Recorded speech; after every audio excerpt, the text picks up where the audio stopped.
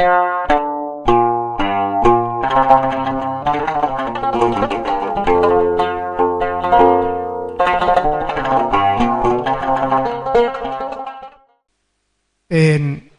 my topic is Art of Survival, which derives from a book I wrote. And the book is called Losing the Art of Survival and Dignity. It is about Somalis and their transition from self-reliance to dependence and indignity. Somalis, as you know, do not have a good reputation in the world today, in part because they are not known for the struggle over the centuries and the art of survival they have developed over these centuries, dealing with a very harsh environment. The discussion about that art of survival is for another day. I want to just share with you my own struggle and my own development in my own way, art of survival. I believe everybody, every human being who has gone 10, 20 or more years has developed art of survival. Because if they don't have that art of survival, they would perish. They would perish. And beyond 20, that art of survival which you have experimented with, eventually you hone it, you develop it more. For me, as with everybody, we all face challenges. There are problems in life. You cannot have it just smooth and quiet. Each of us have a struggle. And that struggle, we deal with it. My struggle began at the age of 4 when my father was killed. My father was murdered. And he left me, my sister, and my mother at the age of 4. And you can imagine the impact that had for the rest of my life. The second challenge was at the age of 6. I was a member of a community of Somalis that were forced at gunpoint to witness the execution of 6 Somali men. Early one morning, all our houses were invaded basically, and we were rushed out of our homes. I remember I was asleep. I heard noise and clamor all around me. And my mother and my relatives, my neighbors, were all rounded up. And we witnessed 7 men, each at a time, 2 and 2 and 2 and 1. 7 of them hanged in front of us from one place to another, to another. I do remember the first 2 were a father and son. And the father said in Somali, "Please, if you must hang us, me and my son, please do me a favor of hanging us in different places." And that was not accepted, and they were hanged there, right there. Child of 6, holding to my mother, I could see these writhing humanity hanging in the air, kicking, urinating, going through horrendous. After that, they were buried. For me, that terror really remained with me for a long time. But it also set a challenge for me, the challenge to survive. And that struggle to survive began for me when one day, as a small child, I saw two of my friends who were being taken to school. They were in school.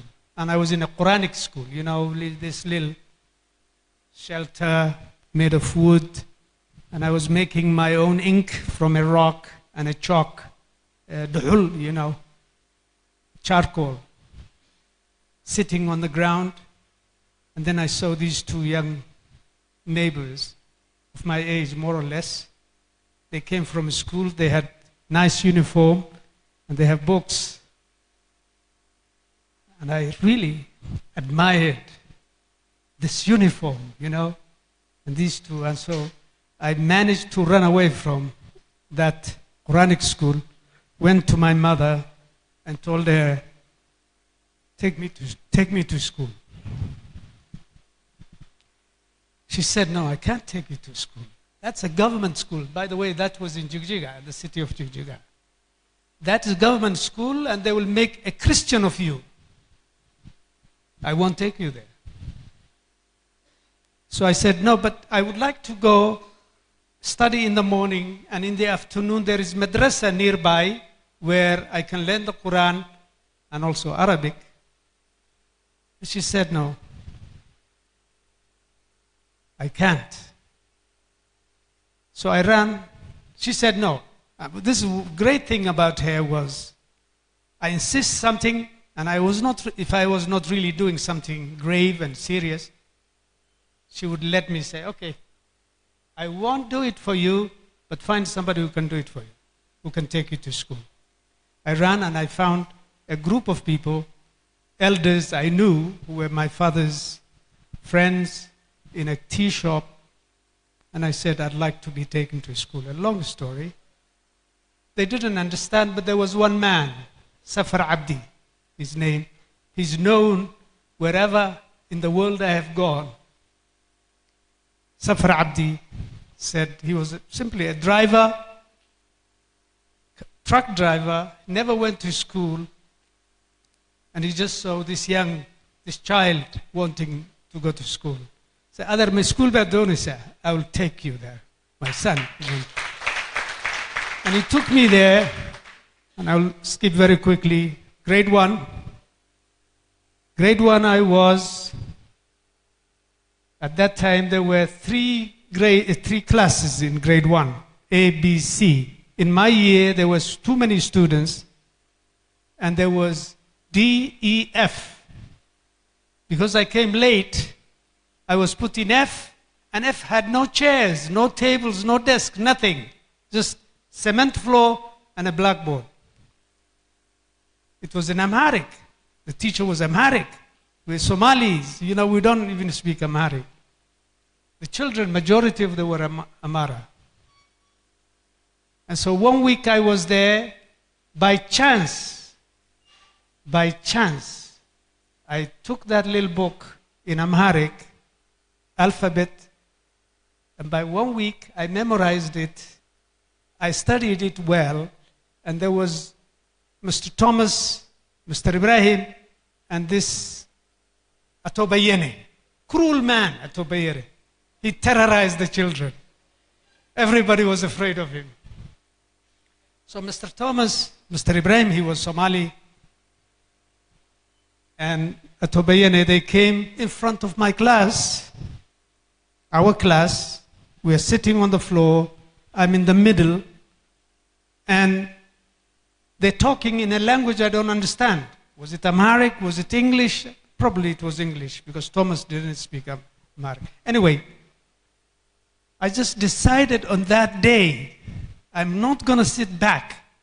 And I stood up, stepped over one child, moved on and came to the open, stood of Moses and Ibrahim and read that material, that lesson I've learned. I read it and I could see three people and three reactions. One reaction was the Tobayene, who was so angry I could see he could have probably chewed me, let alone punish me, because how could this child, without being asked, stand up, come in front to his superiors and behave like this? He was very angry. Ibrahim, who was a Somali, was laughing because you could see I was Somali by my accent and by what I was doing. And Mr. Thomas held me by hand, said, "Good, very good." And he kept me there. Meanwhile, my friends were saying, as they continued talking, "You'll be whipped." I'm wondering whether I will be whipped or not.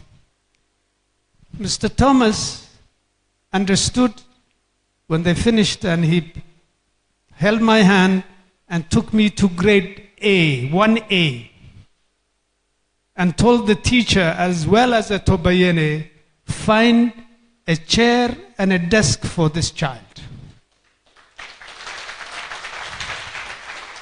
Found me the chair and the desk for me. And that year, I scored the highest in grade 1. And I moved on to grade 3, not 2, 3. That gave me the first art of survival. Learn your lesson well. Use your mind. Make decisions that you think about and be bold. Act on it. Don't be afraid. By the 8th, I'm going to jump. By the 8th year in Ethiopia, the national exam, I scored the second highest in all of Ethiopia. In secondary school in Harar, by my 11th grade, because I was so good in terms of my scores, before I finished 11th grade, I was accepted in 3 American universities. The requirement was simply that I finish 12th grade and come up with a certificate. So I got the scholarship. This other part that was helpful, and I want to tell the young people, in addition to academics, I loved sports. I was good at sports. So good, in fact, in my second year, elementary, I was in the team, and in the system they had, you had to be put on a weight. You have to be weighed, height and weight.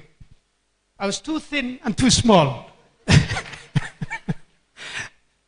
But the referee fought hard and somehow managed to put me in. Anyway, jump. Second, and university. By the time I graduated in university, and I've sent some pictures of it, I graduated with 2 degrees, both of them honors at Wesleyan University. I had absolute option where I wanted to go to university in the States.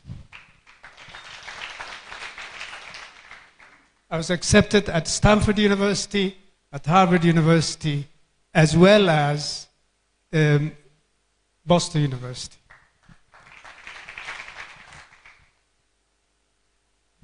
Finished that. That's just a nice transition to move on to having finished my training at Harvard, Boston University, and Wesleyan. My student career finished with 5 degrees, 2 bachelors, 2 masters, and 1 PhD. Finally found my tenure, which means you can work there for life. But then, as people were congratulating me with this, for life, I would be in Boston. I was saying, my God, for life in Boston, that's a prison. I need to be out. I need to be moving around. I need to be in Africa. And so 1 year of sabbatical, after I've taken it, I developed with a friend of mine, or actually a former student of mine in the graduate program. We developed a company called BHM International, a health consulting firm that ended up, after a while, having offices not only in Boston and Massachusetts, but also in Virginia, 2 offices in Virginia, 1 in Maryland, 1 in Arkansas, 1 in Oregon, different places, and we were just making quite big money at that time, which was fine, but money was not enough for me. I needed something more. Counting the beans didn't satisfy me. I wanted to do something more. And especially we were in my own part of the world, there were wars going on. Victims, cities being destroyed, military regime stampeding over people. And so anyway, time limitation, I ended up joining the struggle against the military regime. And when it collapsed, we were very happy. Somaliland was free. Unfortunately, there was war in Somaliland, 1994. So I decided to come back and initiate the peace reconciliation process from outside. Dr. Edna was among the first people I met when we came from the States in Djibouti. With her and other colleagues, Baqi, I found that book. You will get the copy. I found the book, that we wrote. And then later that was done. Then I was here. I found really developed the civil center where people were being trained, as well as treating patients. My clinical work continued, as well as I saw that in Hargeisa at that time, 1997, really desperately calling people abroad, for relatives, for remittance. But they were being charged $2.75 per minute. 2 companies there, Soltelco and STC, and I asked, please, people are really in need to make calls to relatives, and they were not willing to do anything. And so anyway, I started a company, a telephone company, on my own. Never in my life dreamed about getting involved in telecommunication. And so I started the first mobile company. We were charging basically $1.30 and then later 80 cents anywhere in the world. That's another story. Later, I got involved, continued to be involved in treating patients, which I still do today. New generation of students in Hargeisa University and in France Fanon University. And alhamdulillah, use your mind. To use your mind, you also have to learn. You have to learn, not only informal, but in many informal settings. Second, have a sense of humor. If you're just depressed and you continue feeling the burden, these baggages we carry in our lives, try to find a way of getting rid of them. And one way of getting rid of them is by doing positive things. You help others and you help yourself. You help others and you do some good for others, you are also doing good for yourself. You are acting positive.